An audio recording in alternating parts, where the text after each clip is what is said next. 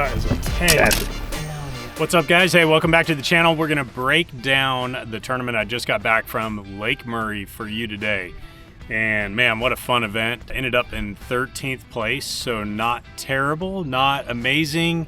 I would just kind of call that standard. Like, don't get me wrong, I love cashing checks, being in the top half the field and getting paid is always great, but I want to be inside the top 10, and I really feel like we missed a chance, just missed it by like 6 pounds of getting in the top 10 on that knockout round day.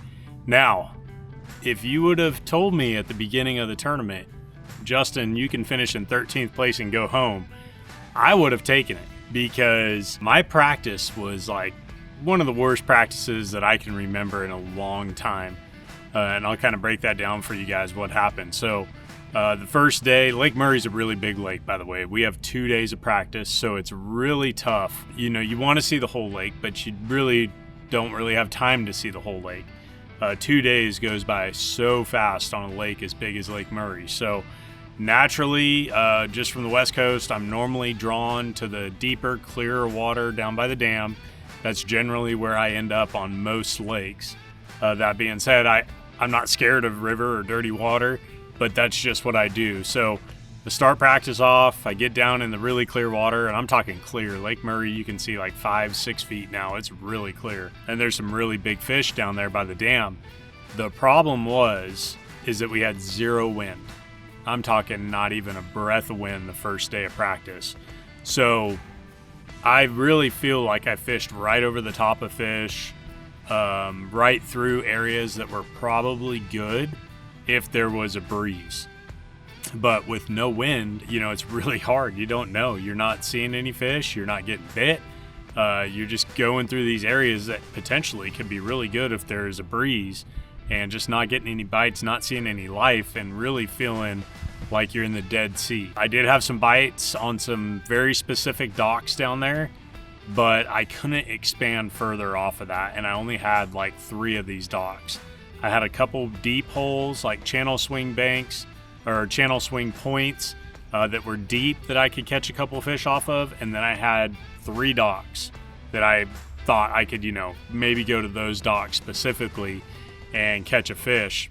And that just was not enough for me after 2 days. So I'm talking into the second day now. That just wasn't enough for me after 2 days to feel really good about making that decision to go there. So basically, the last 4 hours of practice, I hauled butt up the river, and I just needed to see something different. I needed to get in a new area. I needed to get comfortable again. No wind on the bottom end of the lake. Terrible. It's going terrible down there. Nothing that I feel like I can build off of as the tournament's going on. And so the last 4 hours of practice, I just run way up the river. Totally new area. Told myself, every time this happens, I tell myself to pick up a Frittside. This time of year anyways, when I'm struggling to get bit, pick up a Berkeley Frittside, get on the bank into a little bit dirtier water, and just start cranking. So went up there and did that. Had a couple bites doing that, and also had a couple bites on a vibrating jig. And I'm like, man, I got, you know, potentially 4 or 5 bites in this area. I feel like I can expand in here.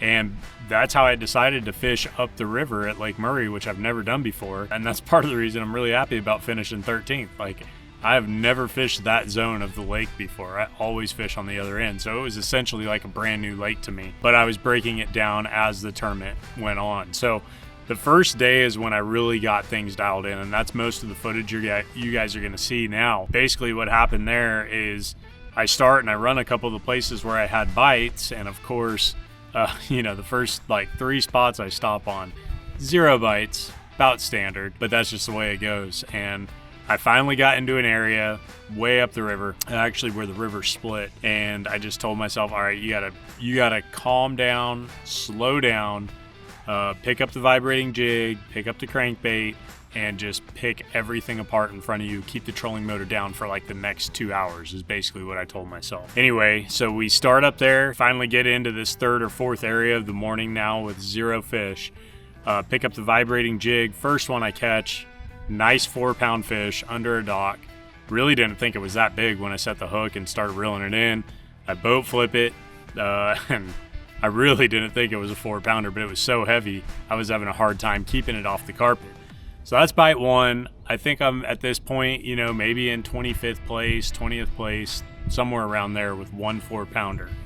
But it gives me the confidence again, you know, that I need to slow down and really start picking things apart. So pick up the Frittside. Actually, I think I catch one more on the vibrating jig on a boat ramp. That was the next fish, my second fish. And that one, you know, just again, help calm the nerves. Now, these are all pre-spawn fish, right? So the water temp is in the low to mid 50s. The water's pretty dirty. You know, you can maybe see about a foot and a half, but they're definitely not, they were not up spawning at the start of the tournament. Maybe by the end of the tournament, there might've been a few spawners, but it was still very pre-spawn. So like you saw with the first fish, it's on a little point with the dock. That fish is staging on that dock, getting ready to move back in, but that's why that fish was on that dock. Same thing with the boat ramp fish. Get bit on the boat ramp with the vibrating jig. I'm like, okay, you know, there's 2 bites now that are complete staging areas for sure down this stretch. And that really told me that I need to, you know, at this point in the tournament, first day, still cold, very windy this day, that I need to focus on these staging fish.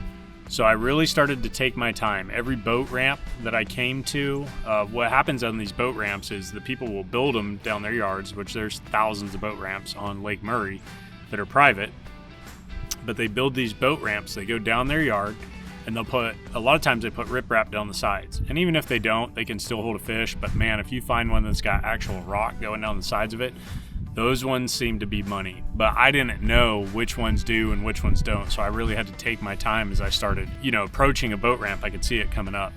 And I just knew that if I would grab that Frittside after catching 2 staging fish, I would start hopefully getting some bites on some of these ramps. So started catching a couple, it seemed like, on the ramps. Also backed out on some little staging rock points that I just found in the tournament. The contour lines looked really steep and they just looked perfect for a staging spot. You know, it came up from 10 feet up on top to 3 feet really quick. A nice break, hard on top, rock, natural rock, without getting any slime on the crankbait on the Frittside. And that really started working as well. So that was the one I was throwing right there. This is what ended up doing most of the damage for me in the tournament, was the red Berkeley Frittside, Ghost Red. I also did, you guys are gonna see, I catch a 3, I think it was a 3.8, 3.10, something like that on the Frittside. I catch a 7-pound, 4-ounce, absolute giant.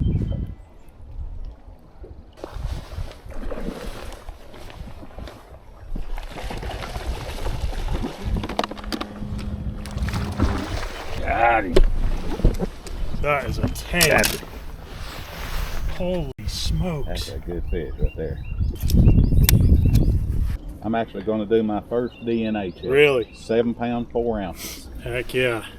Hang on, get my head out. Dude, I've never done one. We gotta check that out. Again, doing the same thing, staging spot, little break, you know, next to some riprap with some natural rock. So perfect staging spot with 2 pockets on both sides where the fish would move into spawn. And man, after all that, I really was able to slow down. So that's when I started to pick up the NEKO rig and started to get on that bite. This was the other main player for me. So other than the couple fish that I caught on the vibrating jig, I never caught another fish until the final day. I finally caught one on it. But everything else was on the Frittside and this NEKO rig. This is a Maxscent Magnum Hitworm. Okay, this is a legit NEKO rig bait. So I've got a 1/16 ounce nail weight in the head. I still like an O-ring a lot. So I put an O-ring right there in the middle of the sack of the worm. And then I like these longer shank type hooks like this. So I don't know if you guys can see that or not. It's a little bit bigger hook, but ever since I switched to using bigger hooks with the NEKO rig, I seem to not lose as many. You're still gonna lose a couple because they bite that bait funny. They'll get it kind of balled up in their mouth. A lot of times you set the hook and you set it into the tail of the worm or, you know, another part of the worm. If you guys want the best locks out there on the market, check out Bolt Locks. It remembers your truck key the very first time you use it, so you only need one key for all your locks. I use them on my locker bar, my trailer hitch, and the trailer tongue, and even my spare tire. But later that first day, I got again on a little boat ramp, I caught 2 fish off the one boat ramp on the NEKO rig. And I was actually allowed to use forward facing for the 3rd period since I hadn't used it at all that day. So I saw one chase my crankbait out from it, threw back in there with the NEKO, caught him, and then saw another one and pitched in there and caught it. I'm like, man, you know, I need to also fish some of these docks in this area, because this area has obviously got fish. I've got 2 on boat ramps now, 2 on a little staging point. One of them was a real big one was a 3.5, like some really quality fish. So I pulled up to a boat dock, last one in the cove, so again, another staging spot, and skipped the NEKO right to the edge of that thing. This thing was really low to the water, and I got bit by another really nice fish. Now, I lost this one because it had me pulled around the pilings, and it ended up breaking my line, like you guys are gonna see in this video. But again, just gave me a ton of confidence and really turned the whole, you know, this day, the first day, most of the footage you're seeing here, that turned my whole week around. And really it was the last few hours of practice that really turned it around for me, because getting those few bites in a whole new area and just feeling like I could go to that area and expand off of it where I wasn't expanding the other direction. So I went with my gut. That really paid off. And like I said, the rest of the tournament, between the Frittside and the NEKO, they were really transitioning more to a NEKO. They were really starting to get on docks hard. And this really became that, and the Frittside again. You know, I did catch several on the Frittside over the next few days, but this guy right here also played a pivotal role in having a good event this last week. So just let that be a lesson for you guys. You know, if you're out there and you're struggling, you know, things just aren't making sense, you're not able to put any piece of the puzzle or the pattern together, a lot of times what you need is just to see something fresh. So making a 15, 20, 30-minute run sometimes and getting in a different zone can really kind of like restart you, rejuvenate you, you know, make you feel like you're in a different section that you need to break down differently, and it can pay off. That's not the first time I've done that. Done it many times, and a lot of times when I'm struggling, I'll do that. And the big key also is just not getting in a hurry. It's really easy when you're struggling fishing to get in a hurry, especially in tournaments. You start fishing really fast, and when you start fishing really fast when the water's still colder, that seems to be a problem. So when the water's still colder, make those decisions, make those changes, but also slow down. Really pick things apart, feel your crankbait coming over every little rock, you know, pulling it with your rod tip, all that kind of stuff.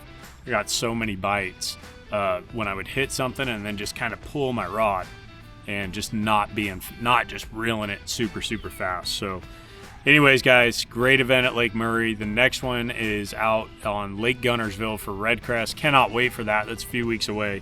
But of course, Gunnersville, that's my home lake. That's where I live. Super looking forward to that event. And I think they'll be off of the Frittside by then. You probably could still catch a couple. NEKO is definitely going to play. Vibrating jig's definitely going to play. A lot of things are going to be in play. We might be in a full-blown spawn. So it's going to be a great event. We'll give you guys another update after that one. And as always, thank you for watching. Appreciate you guys tuning in, and we will see you next time. Take care.